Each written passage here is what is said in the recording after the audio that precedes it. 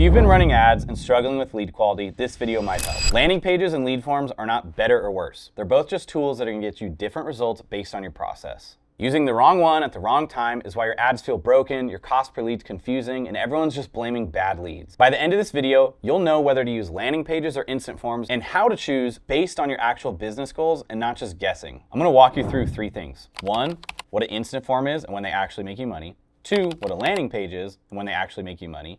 And 3, how to pick whether to use an instant form or a landing page based on real numbers and not just guessing and emotions. If you stick to the end, I promise I'll convince you out of chasing cheap leads and actually picking the setup that gets you the most bookings and the most sales.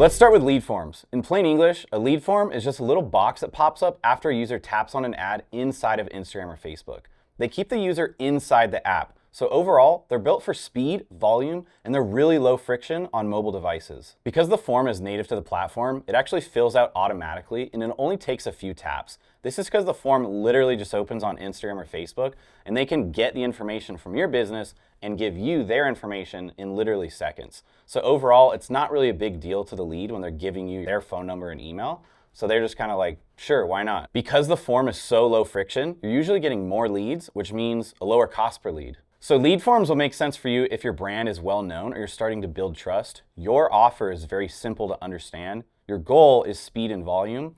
And most importantly, you have a good sales process in place. If you're not ready to nurture these leads and get on the phone with them, these leads are going to beat you up. This is because people put in less effort to fill out your lead form, so their commitment is lower.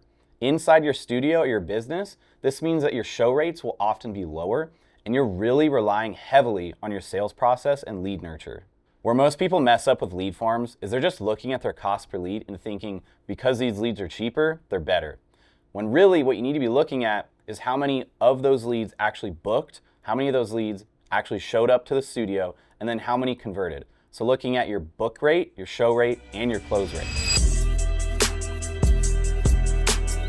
Now let's talk about landing pages. In plain English, a landing page is a web page that someone goes to after they click on your ad.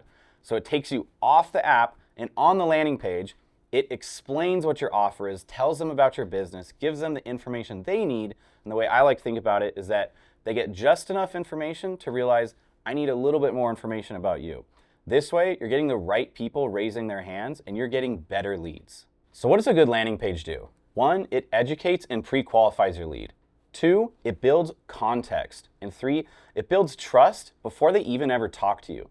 And this is because unlike an instant form where they tap on an ad and it immediately says, give me your email, phone number, and name, this time they actually get to read about you, see photos and videos, maybe case studies, testimonials, and FAQ.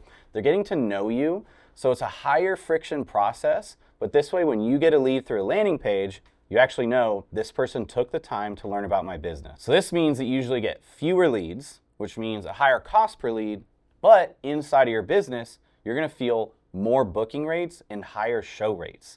This is because overall, that higher friction process is bringing you better leads. So the landing page will make more sense when your offer is a little bit more complex and you can't just explain it in like one line on an instant form. Maybe the price is a lot higher, the decision is more emotional, or it's just a really big financial obligation. And then overall, if you're really focused on your sales versus just a raw number of leads. Let's talk about the downsides of a landing page. Kind of obvious, but you're gonna get a higher cost per lead. This is because of that friction, and because you're getting a higher cost per lead, it means you're getting less leads.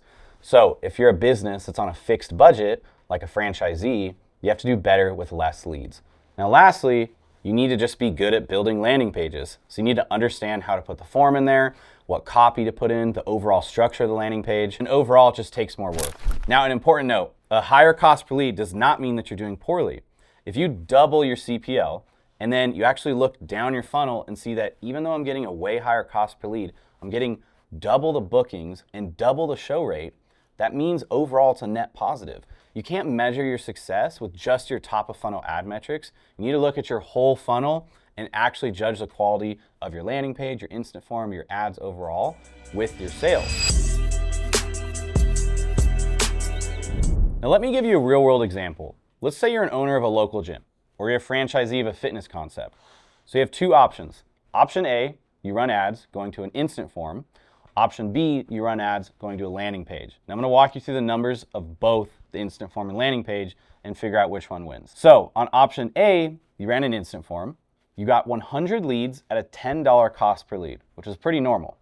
That means you spent $1,000 on those leads. On option B, you spent the same amount of money, $1,000, but you routed your ads to a landing page. So you got 40 leads at a $25 cost per lead. Now, going back to option A, on that instant form, let's assume you had a 20% book rate, which means of those 100 leads, you had 20 bookings. So of the 20 people that booked, you got 10 people to show up, and you had a 40% close rate. So of the 10 people that actually walked through your door, you closed 4 of them. So you spent $1,000, 4 new members, which means your cost per member is $250. Now, moving over to the landing page, of the 40 leads you got at a $25 cost per lead, let's say you got a 50% book rate, a lot higher, because remember, more friction, higher quality lead. Of the 20 bookings, you had a 70% show rate, same thing, a lot higher quality, more friction, you're gonna get more bookings and more showings. So you had 20 people book. Of the 20 people that booked, you had 14 people come through the door, and we're gonna use the same close rate. Let's say it's the 40% close rate.